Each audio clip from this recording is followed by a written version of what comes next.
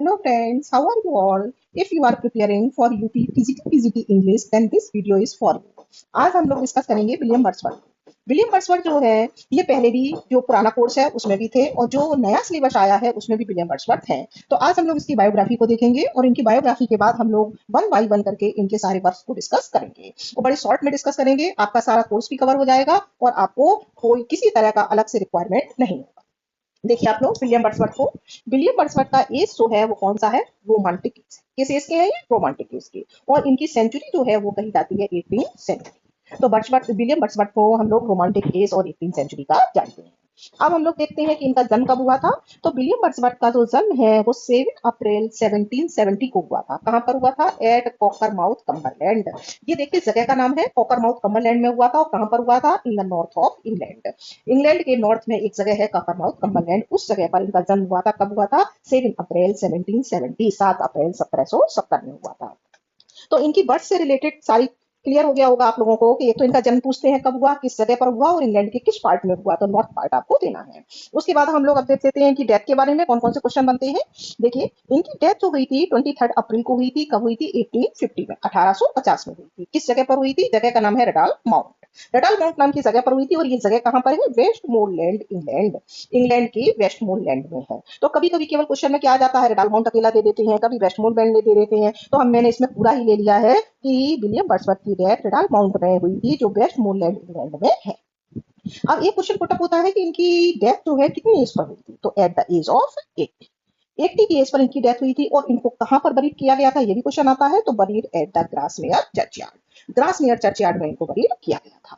तो इनकी बर्थ और डेथ से रिलेटेड सारे पॉइंट्स हम लोगों को क्लियर हो चुके हैं। अब हम देखते हैं कि वर्ड्सवर्थ जो थे ये कितने भाई बहन थे, इनके सिबलिंग्स कौन थे। तो अब देखिए बर्ड्स इंक्लूडिंग वर्ड्सवर्थ 5। अगर हम वर्ड्सवर्थ को भी इंक्लूड करें तो 5 थे, वैसे इनके 4 सिबलिंग्स थे।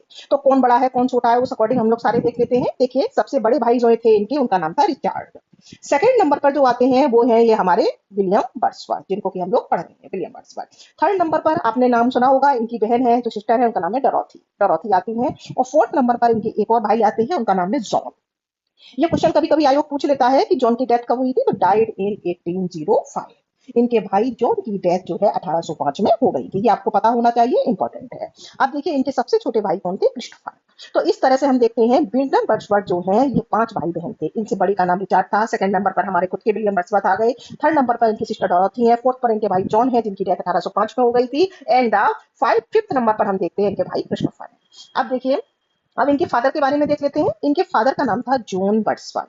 वर्ड्सवर्थ के फादर का क्या नाम था? John Wordsworth. ये भी बड़ा क्वेश्चन इंपॉर्टेंट है, यानी कि मैं सारे पॉइंट्स को लेती चल रही हूँ। जैसे मैंने इनकी बर्थ के बारे में बताया तो सारे पॉइंट्स क्लियर कर दिए, सिबलिंग्स के बारे में बताया सारे पॉइंट्स क्लियर कर दिए। अब इनके फादर के बारे में जो भी क्वेश्चन आ सकते हैं मैं सारे क्लियर कर रही हूँ। तो देखिए इनके फादर का नाम क्या था? John Wordsworth. अब ये फादर क्या थे? अटॉर्नी एट लॉ और लॉ एजेंट। ये एक लॉ एजेंट थे, लॉ का काम किया करते थे इनके फादर। ये भी याद आता है क्वेश्चन। और फादर की डेथ कब हो गई थी? ये क्वेश्चन भी बहुत इंपॉर्टेंट है। देखिए फादर डाइड इन 1783। 1783 में इनके फादर की डेथ हो गई। इट मींस क्या है? Father died when Wordsworth was only 14 years old. अब देखिए वर्ड्सवर्थ की एज उस समय केवल कितनी थी? केवल 14 साल की थी जब इनके फादर की डेथ हो गई। ये भी क्वेश्चन ध्यान देने वाला है कि वर्ड्सवर्थ की एज कितनी थी? केवल 14 इयर्स की थी। तो अब हम देख लेते हैं फादर के बाद अब किसके बारे में आता है कि इनकी मदर क्या थी, कैसे थी, ये देख लेते हैं। देखिए मदर का नाम था एनी कॉक्शन। ये इनकी माँ का नाम हो गया एनी कॉक्शन। अब क्या है, मदर की डेथ कब हो गई थी ये भी क्वेश्चन आ जाता है। Mother died in 1778। मदर की डेथ हो गई थी 1778 में। इसका मतलब यह है मदर की डेथ पहले हुई थी और फादर की डेथ बाद में हुई है। तो मदर की जब डेथ हुई थी when Wordsworth was only 8 years old. उस समय वर्ड्सवर्थ की एज केवल 8 साल की थी। और जबकि जब फादर की डेथ हुई थी तो वर्ड्सवर्थ की एज कितनी थी? 14 इयर्स की थी। तो हम लोग देखते हैं वर्ड्सवर्थ का जन्म कब हुआ है? 1770 में। उसके बाद 1778 में इनकी माँ की डेथ हो जाती है। 1783 में इनके फादर की भी डेथ हो जाती है। अब देखिए इनकी सिस्टर के बारे में देख लीजिए। देखिए इनकी सिस्टर का नाम था डॉरोथी। अब डॉरोथी का जन्म कब हुआ था? ये हुआ था 1771 में, 1771 में। यानी कि वर्ड्सवर्थ का कब है? 1770 में है। और डॉरोथी का कब है? 1771 में है। इट मींस डॉरोथी जो थी वो अपने भाई से 1 साल छोटी थी। अब देखिए आप लोग इनकी डॉरोथी की जो डेथ हुई है वो 1855 में, 1855 में थी। और वर्ड्सवर्थ की डेथ कब है? 1850 में है। तो देखिए 1 ईयर यंगर देन वर्ड्सवर्थ। ये डॉरोथी जो है वो 1 साल छोटी थी किससे? अपने भाई वर्ड्सवर्थ से। She died at the age of 84। इनकी डेथ जो हुई है 84 की एज पर हुई है। और ये क्या थी? She was a poet and deist. वो एक पोएट भी थी और डायरी भी लिखा करती थी। ये इनकी सिस्टर के बारे में थोड़ा सा इंफॉर्मेशन हो गया। अब हम लोग देखते हैं वर्ड्सवर्थ की लाइफ में कि इनकी लाइफ में कौन कौन सी बिलविड्स आई हैं। तो सबसे पहले एक नाम आता है मैरी एस्टवेट का। ये मैरी एस्टवेट एक नाम आता है, ये बहुत ही शॉर्ट लव अफेयर था इनका मैरी एस्टवेट के साथ, एक तरीके से क्रश था इनका। अब हम लोग देखते हैं सेकंड नंबर पर जो आता है वो आता है नाम एनेटी वेलेंट का। ये नाम मोस्टली आता है एनेटी वेलेंट का। ये कौन थी एनेटी वेलेंट? एक फ्रेंच गर्ल थी। एनेटी वेलेंट कौन थी? फ्रेंच गर्ल, फ्रांस में रहने वाली थी। क्या थी? Daughter of a royal Catholic. Royal Catholic जो धर्म मानने वाले हैं उनकी ये बेटी थी। वर्ड्सवर्थ का इनसे रिलेशन था, तो gave birth a daughter of Wordsworth in 1792। 1792 में ये एनेटी ने वर्ड्सवर्थ की एक डॉटर को भी जन्म दिया था, और उस डॉटर का नाम हम लोग पढ़ते हैं कैरोलिन। उस डॉटर का क्या नाम था? कैरोलिन नाम था। तो एनेटी वेलेन से इनकी एक बेटी भी है और उसका नाम है, क्या नाम है? कैरोलिन। एक्चुअली वर्ड्सवर्थ जो थे 1791 और 92 में फ्रांस गए हुए थे, और वहां उनके रिलेशन जो है एनेटी वेलेन के साथ थे। आप देखिए वर्ड्सवर्थ की, अब हम मैरिड लाइफ के बारे में पढ़ते हैं। इनकी वाइफ का नाम था मैरी हचिसन। ये रिश्ते में इनकी कजिन लगती थी मैरी हचिसन, और इनकी जो मैरिज हुई थी वो 1802 में हुई थी, यानी कि 1802 में इनकी शादी हुई थी। तो आप देखते हैं इनके जो रिलेशन चले थे एनेटी वेलेन के साथ वो कब चले थे? 1792 में। और इनकी मैरिज कब हो गई है? 1802 में। किसके साथ में हो गई है? मैरी के साथ में। आप देखिए मैरी से इनके जो चिल्ड्रन थे उनके बारे में हम लोग पढ़ते हैं। वन बाई वन में सारे पॉइंट आपको क्लियर कर रही हूँ, एक भी पॉइंट आपका छूटेगा नहीं। Wordsworth and Mary had 5 children. Wordsworth और मैरी के कुल मिलाकर कितने बच्चे थे? 5 बच्चे थे। अब देखिए कौन कौन से। पहले बेटे का नाम था जॉन वर्ड्सवर्थ। जॉन वर्ड्सवर्थ हमने ऊपर भी पढ़ा है, इनके फादर का नाम था, इधर मैंने आपको पढ़ाया है कि वर्ड्सवर्थ के पिता का नाम क्या था? John Wordsworth. ये देखिए आप लोग, जॉन वर्ड्सवर्थ। और यहाँ पे जॉन वर्ड्सवर्थ जो है इनके बेटे का भी नाम आ रहा है, जॉन वर्ड्सवर्थ। तो कभी कभी आयोग कंफ्यूज कर देता है, तो आप लोग उसको क्लियर कर दीजिए। सेकंड इनकी एक बेटी थी, उसका नाम था डोरा। उनकी डेथ कब हो गई थी? 1847 में हो गई थी। उस समय डोरा की एज क्या थी? 43 ईयर्स की थी। नेक्स्ट इनका एक बेटा था जिसका नाम था थॉमस। उसकी डेथ हो गई थी 1812 में, हो गई थी 1812 में इसकी डेथ हो गई थी एट द एज ऑफ 6। उस समय थॉमस की एज केवल 6 साल की थी। आप देखिए फोर्थ नंबर पर इनकी बेटी थी कैथरीन। उसकी डेथ भी 1812 में हो गई थी। 1812 में इनका बेटा भी एक डेथ हो गई, 1812 में इनकी एक बेटी की भी डेथ हो गई है। उस समय बेटी की एज कितनी थी? Only 4 years old. बेटी केवल 4 साल। तो हम लोग ये देखते हैं कि वर्ड्सवर्थ के एक और है, ये देखिए वर्ड्सवर्थ का एक बेटा और है जिसका नाम है विलियम बिली वर्ड्सवर्थ। तो इस तरह से 5 बच्चे थे इनके, जॉन वर्ड्सवर्थ, डोरा, थॉमस, कैथराइन और विलियम बिली वर्ड्सवर्थ। तो मैंने यहाँ पर नोट भी दे दिया है, आउट ऑफ 5 चिल्ड्रन, 5 बच्चों में से 3 डाइड, 3 की डेथ हो गई थी, और उसमें से भी क्या है? 2 डाइड इन 1812।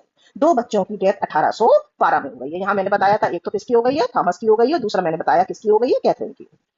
तो इस तरह से 2 बच्चों की डेथ इनकी 1812 में हो गई थी, और इन टोटल 3 बच्चों की डेथ इनकी लाइफ पीरियड में हो गई थी। अब हम लोग इनकी फ्रेंच ट्रिप के बारे में पढ़ते हैं। ये फ्रांस 2 बार गए हैं। एक बार कब गए हैं? 1790 से लेके 91 तक गए। ये इनकी एनएटी से रिलेशन थे। उसके बाद 1791 से 92 तक ये फ्रांस में रही हैं, जहां इनकी बेटी कैरोलिन थी, उस समय ये गई है। तो इस तरह से फ्रेंच ट्रिप इन्होंने 2 बार की। अब इनकी एक और ट्रिप के बारे में हम लोग पढ़ते हैं, ये है इनकी जर्मनी ट्रिप। जर्मनी ट्रिप इन्होंने कब की है? 1778 में। उस समय इन्होंने जब मेडिकल बैलेट्स लिखा था उस समय की है। 1778 में ये अपनी सिस्टर के साथ गए हैं। सिस्टर का नाम क्या था? डोरोथी एंड कॉलरेज, और इनके एक फ्रेंड थे कॉलरेज, उनके साथ गए। अब जर्मनी में ही बिगिन टू राइट प्रेलूड्स, इन्होंने अपना जो इनका सबसे इंपॉर्टेंट वर्क है प्रेलूड, ये लिखना शुरू कर दिया था। एंड ल्यूशी पॉइंट्स इन जर्मनी, और जर्मनी में इन्होंने ल्यूशी पॉइंट्स भी लिखना शुरू कर दिया था। जो ल्यूशी के ऊपर इनके पॉइंट्स है वो भी इन्होंने जर्मनी में ही लिखना शुरू कर दिया था, प्रेलूड को और ल्यूशी पॉइंट्स को। अब हम लोग देखते हैं ये पोएट लॉरेट कब से कब तक रहे हैं, थोड़ा इस पर आप लोग अटेंशन पे कीजिए। देखिए Wordsworth became the first poet laureate, नहीं पहले यहां से देखते हैं पोएट लॉरेट में 1843 टू 1850। 1843 से लेकर 1850 तक ये पोएट लॉरेट रहे हैं। कब बने हैं पोएट लॉरेट? 1843 में। ये क्वेश्चन जो है मोस्टली पुटअप होता है, आयोग इस क्वेश्चन को ज्यादातर देता है। देखिए अब थोड़ा सा ये क्लियर कर लीजिए, 1843 में ये पोएट लॉरेट बने हैं, 1850 तक रहे हैं। तो वर्ड्सवर्थ से पहले पोएट लॉरेट कौन था? तो बिफोर वर्ड्सवर्थ कौन था पोएट लॉरेट? साउथी। साउदी थी। ये कब से कब तक रही है? 1819 से लेकर 1843 तक रही है। 1843 में हमारे कौन आ गए? विलियम वर्ड्सवर्थ आ गए आफ्टर वर्ड्सवर्थ। और वर्ड्सवर्थ के बाद पोएट लॉरेट कौन बने हैं? तो वर्ड्सवर्थ के बाद जो पोएट लॉरेट रहे हैं वो हमारे अल्फ्रेड लॉर्ड टेनिसन रही है। ये 1850 से लेकर अपनी डेथ तक पूरा रही है। कौन? टेनिसन। तो वर्ड्सवर्थ से पहले जो पोएट लॉरेट थे वो साउदी थे, और वर्ड्सवर्थ के बाद जो पोएट लॉरेट बने हैं 1850 में वो हमारे टेनिसन थे। तो देखिए इसमें एक बहुत ही इंपॉर्टेंट क्वेश्चन आगे आ गया, इसको आप लोग बहुत ही ध्यान से समझ लीजिए, बहुत ही इंपॉर्टेंट क्वेश्चन है। Wordsworth became the first poet laureate who wrote no official verses. Wordsworth ऐसे पोएट लॉरेट है, या फर्स्ट पोएट लॉरेट ऐसे हैं जिन्होंने कोई भी ऑफिशियल वर्सेस नहीं लिखा है। किसी भी किंग के लिए, किसी भी ऑफिस के लिए इन्होंने कोई भी कविता नहीं लिखी है। ये फर्स्ट पोएट लॉरेट ऐसे हैं जिन्होंने कोई भी ऑफिशियल वर्सेस नहीं लिखे। तो इस क्वेश्चन को आप लोग ध्यान से देख लीजिए, ये क्वेश्चन ज्यादातर पुटअप होता है। अब हम लोग इनके फ्रेंड के बारे में देखते हैं। इनके फ्रेंड का नाम था कॉलरिस, बेस्ट फ्रेंड थे इनके। कॉलरिस का जन्म जो हुआ था 1772 में हुआ था और डेथ इनकी बड़ी जल्दी हो गई थी, 1834 में हो गई थी। देखिए, अब वर्षवर्ष की हम यूनिवर्सिटी देख लेते हैं, किस यूनिवर्सिटी में ये पढ़े थे। तो ये कैम्ब्रिज यूनिवर्सिटी इनकी है और इन्होंने अपना ग्रेजुएशन जो कंप्लीट किया था 1791 में किया था। अब वर्षवर्ष के बारे में एक पॉइंट और देख लेते हैं, इनको लेक डिस्ट्रिक्ट पोएट भी कहा जाता है। तो लेक डिस्ट्रिक्ट पोएट में कौन कौन से आते हैं, एक तो हमारे वर्षवर्ष आते हैं, साउदे आते हैं और कॉलरिस आते हैं। तो इस तरह से वर्षवर्ष की बायोग्राफी मैंने क्लियर कर दी है, वन बाय वन मैंने सारे पॉइंट्स को ले लिए हैं। तो आई होप आप लोगों को क्लियर हो गए होंगे और नेक्स्ट वीडियो में हम लोग वन बाय वन करके इनके सारे वर्क्स को लेंगे।